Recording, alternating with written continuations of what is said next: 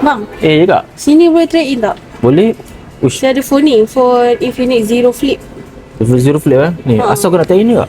Tak kena dengan jiwa bang. Tak kena dengan Sebab saya jiwa, nak buat main game. Wah. Asyik doktor lipat je phone ni. Memang lah. Tak sedap lah nak buat main game. Faham? Ni kalau macam kata kau nak try ni, kau nak ambil phone apa? Saya dengar ada model baru kan, keluar yang Poco F8 Pro. Betul? Ada? Dah ada dah bang? Dah ada dah kak. Ada? Boleh tengok? Boleh? Ni kak, ni kita dah keluar Poco F8 Pro. Ui, laju masuk. Poco F8 Pro. Wow. Solid ni. Yang ni apa spek dia bang? Apa yang best? Apa yang best dengan ni, satu chipset dah. Chipset dia dah pakai chipset Snapdragon yang paling latest tau. Snapdragon apa tu? Snapdragon 8E Gen 4. baru tu. Betul, paling baru. Okey, Paling lagi? latest. Lepas tu bateri dia pun besar, 6210. 6210.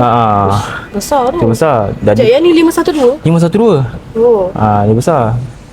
Dan dia pun ada fast charging juga. Dia fast charging di sekarang upgrade jadi 100 watt.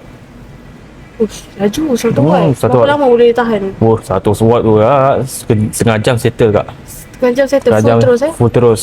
Dan ni pun set ada reverse charging tau. Reverse charging pun laju juga. Reverse charging dia 22 watt reverse charging. 22 watt. Wow. Laju juga tu Betul? Sekejap, kalau yang ni 512, harga dia berapa? Macam ni 512, harga dia 2699 je kak. Mahal sangat. Betul tak Aku mahal yang pun. harga dia 3000.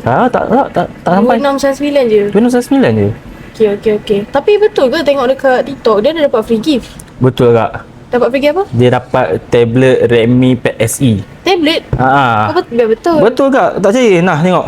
Wow. Ni free gift dia. Ni aku beli untuk anak aku hari tu. Harga 500. Tapi ni kita dapat free. Ni dapat free? Dapat free. Beli phone dapat free. Wish. Aduh ni dapat free gift ni. Cuma yang ni limited. Oh limited. So siapa cepat dia dapat lah. Yes, betul. Siapa cepat dia dapat Kalau boleh tentu tak payah tunggu lama.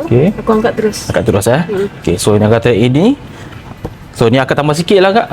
Oh trade ini tambah sikit je? Tambah sikit, akan tambah RM1,000 lebih je. Okay boleh. Okay, so ni memang nak bayar macam mana kak?